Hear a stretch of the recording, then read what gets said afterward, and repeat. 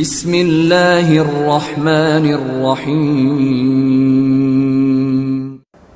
ابو جہل لعین نے ایک دن حرم کعبہ میں بیٹھ کر اپنے ساتھیوں کو، سرداروں کو کہنے لگا، آج کے بعد جب میرے سامنے نبی کریم صلی اللہ علیہ وآلہ وسلم اپنے رب کریم کو سجدہ کریں گے، میں ان کے قریب جا کر ان کے گردن کو اپنے پاؤں سے روندوں گا، ان کے چہرے کو مٹی میں ملاؤں گا۔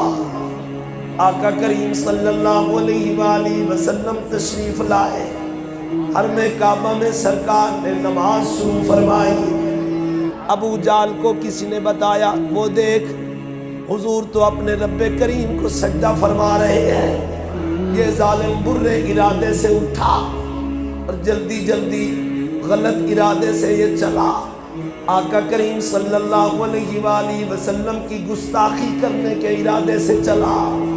جب حضور صلی اللہ علیہ وآلہ وسلم کے قریب آیا، پیچھے دوڑتا ہے، اپنے ہاتھوں سے ایسے روک رہا ہے جیسے کوئی چیز اس پر حملہ کر رہی ہو، یہ اس کو روک رہا ہے۔ یہ الٹے پاؤں پیچھے بھاگا، سردار دیکھ رہے ہیں، اس کے ساتھی دیکھ رہے ہیں، کیا ہو گیا اسے؟ اس کے تو چہرے کے اوسان بھی خطا ہو چکے ہیں، ایسے محسوس ہوتا ہے جیسے کوئی چیز اس پر حملہ کر رہی ہو۔ ابو جہل جب قریب آیا، پوچھا خیر تو تھی؟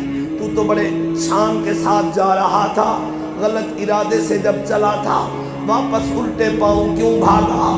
پریشان کیوں محسوس ہو رہا ہے؟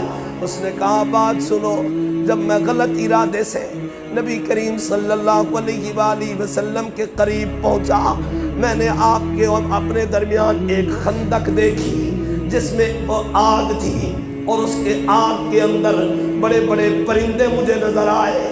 اگر میں قریب ہوتا وہ مجھ پر حملہ کر دیتے، اس لیے میں الٹے پاؤں بھاگا، اپنی جان بچائی۔ آقا کریم صلی اللہ علیہ وآلہ وسلم نے ارشاد فرمایا، اگر ابو جہل میرے قریب آتا، مجھ پر حملہ کرتا، اللہ کے نوری فرشتے اس کو پکڑ لیتے، اس کا بازو بھی الگ کر دیتے۔